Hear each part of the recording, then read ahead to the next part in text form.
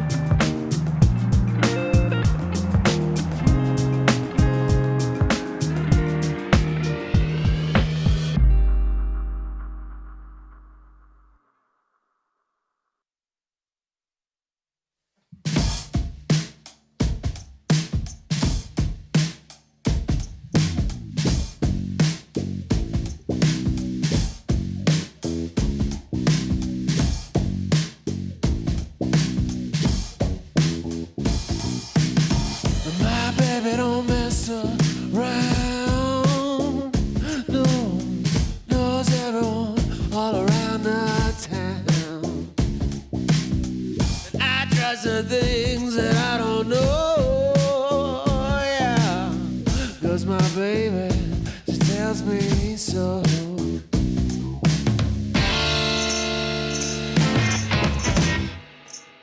But it's not so bad, 'cause I'm not that mad, baby.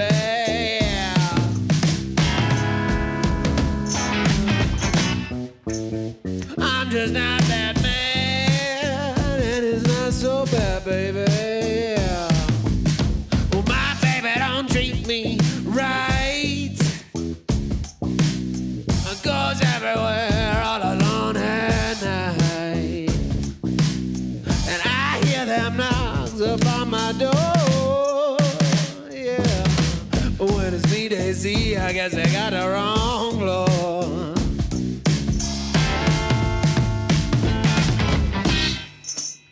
But it's not so bad, and I'm not that mad, baby.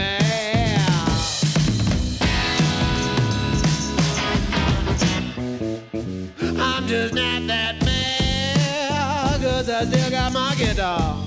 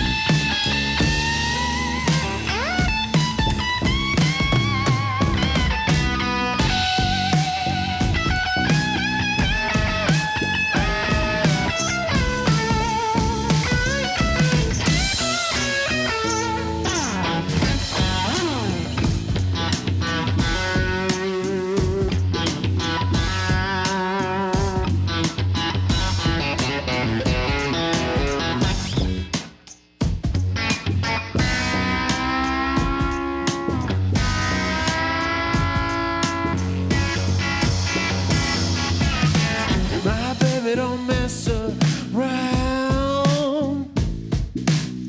My baby don't mess around. No. My baby don't mess around.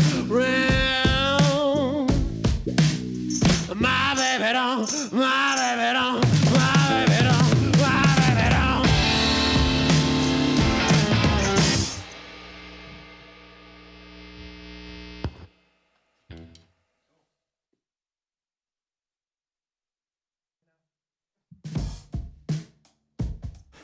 Basically, Ryan and I put up an ad looking for a bassist and or drummer. I got a crazy bassist that responded, and Not I had a me. few not this one. I had a few bassists respond, but this was the only one that it was a package deal. He was like, I know a drummer too. Basically, that got him the job right away. So Ryan was that drummer. This bassist was a kind of a nut job, and we dealt with him for a few shows, and then eventually I kind of talked to Ryan and was like, hey, I know you're friends with this guy, to which he was immediately like, I am not friends with this guy.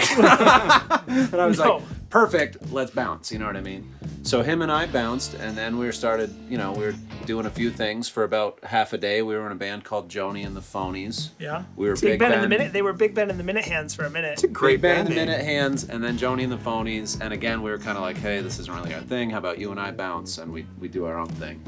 So at that point, we put up another ad for a bassist, and we get 2 responses. The first one, right here in Aurora, we go over there and we're like, okay, this kid's all right, but just to do our due course, let's try this other guy out. You know what I mean?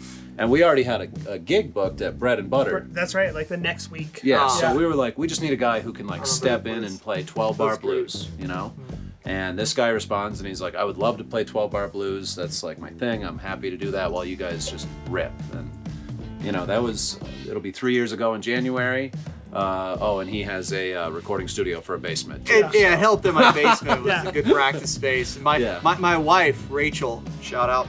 My wife, Rachel, was great with it. She says, oh, yeah, have some random guys over once a week for practice. And she was cool with it. Yeah. And it's been almost 3 years. So this is the core here. Just distilling down. Yep.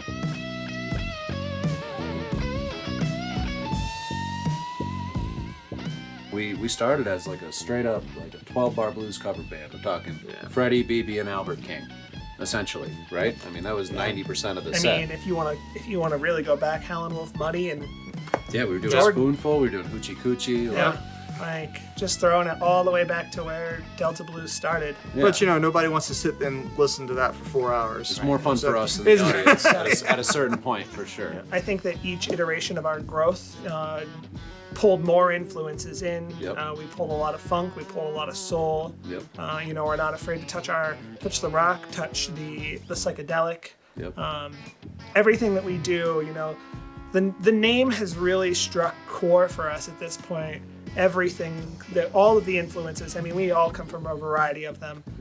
We're just bringing it in, we're putting it in the distillery, we're letting that distill down, and what you get is, barrel batched blues. Just small batch blues rock. We all show up with so much, and by the time we're done, we've dropped about half of it. And we end up with something that we all like, and what's left over is the Barrelors. Yeah, absolutely. I think the creative process is, Nathan and I are really good at coming up with a musical story or a theatrical concept, and then Ben, really just lets that thing rattle around and comes back. Sometimes for a week, sometimes for months, and I'll just be like, "Hey, remember that idea you had? Here's a song." But they give me the bones. And I'm not allowed to write lyrics anymore. No, you are not. And a couple. He's a dirty old man. So.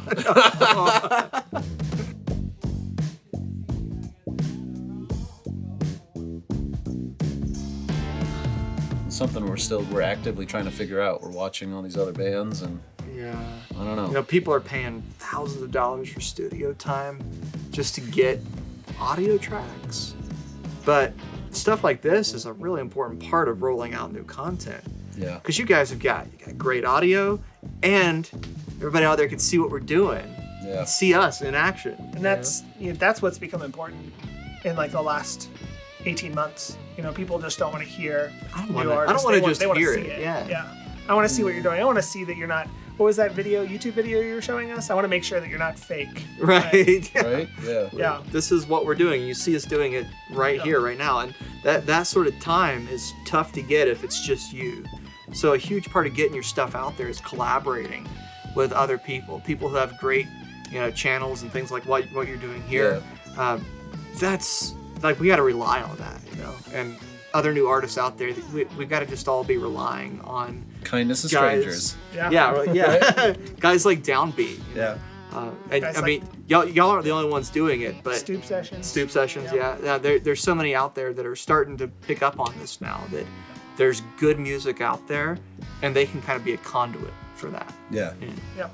As a concept for how we structure our stuff, we've gone through a blitzkrieg of writing material. Just lately. And have kind of cut ourselves off, going, that was a period. That's a set piece. So these songs together are a thing. Let's kind of turn the page and focus on what we're creating for album number 2. I've always had the concept of, you're never creating a bunch of individual songs. You're always creating an entire album that needs to speak together. I think that's kind of our creative process. I agree completely. I think having a whole album that's a piece of work together instead of piecemeal a bunch of songs is important. But each song has to still be, Yeah. quality. You can't sleep on that.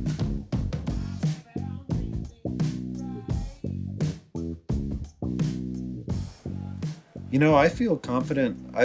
To me, the like 2000s were pretty rough, and since 2010, it's been there's been some bright spots, and I think right now, like I was telling you guys earlier, like I'm a little late to the boat on this, but I just found Lizzo today, and the fact that a lot of people are into that, and that to me, it's legitimately very soulful and musically based instead of some of the popular stuff that is trash to me, basically. You know what I mean? Whether it's like pop country, pop rock, whatever. There's a certain veneer that's like, this is fake bullshit to me. But with Lizzo and I don't know, a few other artists, Leon Bridges is blowing up right now. Like soul. So soul is coming back. People don't want fake.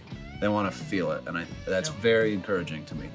Disco's coming back. That's which is okay. Take. That's I'm okay. okay with that. Those beats and those bass octaves, yeah. you can take the good parts, Yeah. It's cool. Leave the Gibbs brothers at home, but keep the good parts. Yeah.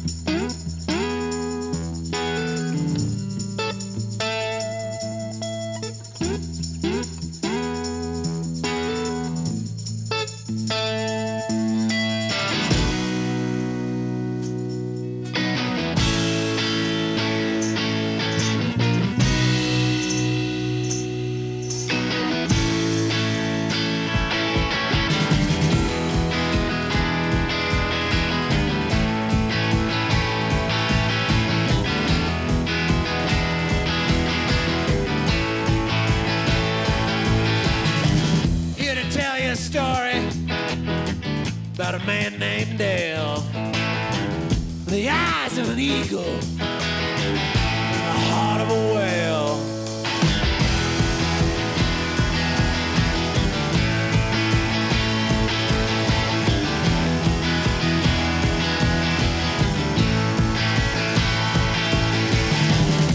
Dale was a sheriff in the wild, wild west. Didn't always do good, boy, but sure did his best.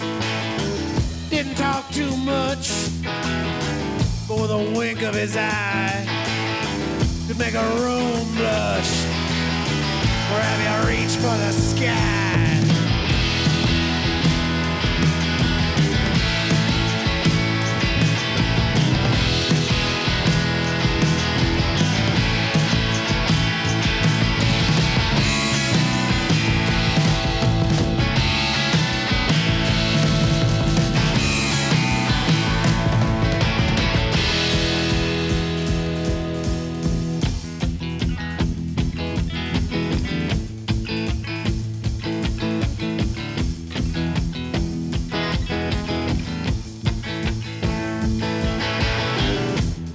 One duel had ice in his veins.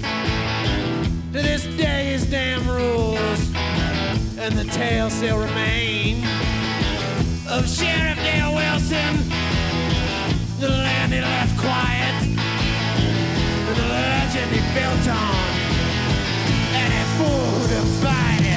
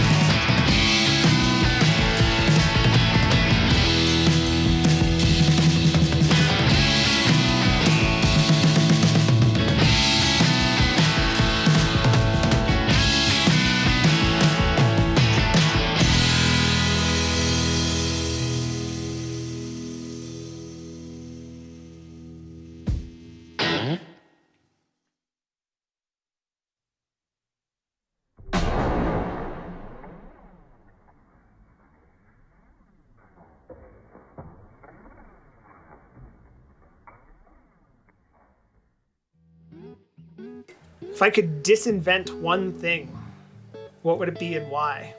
Whoa. Auto-tune. Auto-tune. I'm gonna disinvent auto-tune. Yeah. Because the talk box is the real auto-tune. Like, if you wanna auto-tune, you figure out how to work a talk box, and if you can't do that, you shouldn't be auto-tuned. Seriously. My turn. Would you rather only be able to whisper or only be able to shout everything? So would I only like to whisper anything? Or Whisper or shout? I would rather shout everything. That I sounds say. about right for you. Yeah, I don't. If I had to choose, everything would be just as loud as possible by clipping this mic. What's the best advice you could give to your fellow musicians? Okay, so I actually have a pretty good one. I have a day job, you know what I mean? I feel like a lot of us do, obviously, and it's tough. And there was about a month and a half there where we didn't have any gigs for one reason or another. We were recording, we were working on other stuff. But it started to feel like my day job was my life. And my wonderful girlfriend, Joanne, reminded me, you're a musician. You are a musician. You know, you're bartending, you're doing whatever, you're paying the bills, but you're a musician. So just don't ever forget that, basically, is all I have to say. Nice. It's good advice. I felt that. Right? Really. She's pretty great, but yeah. I'm gonna quit my job now. Don't do that. Don't, not yet, not yet.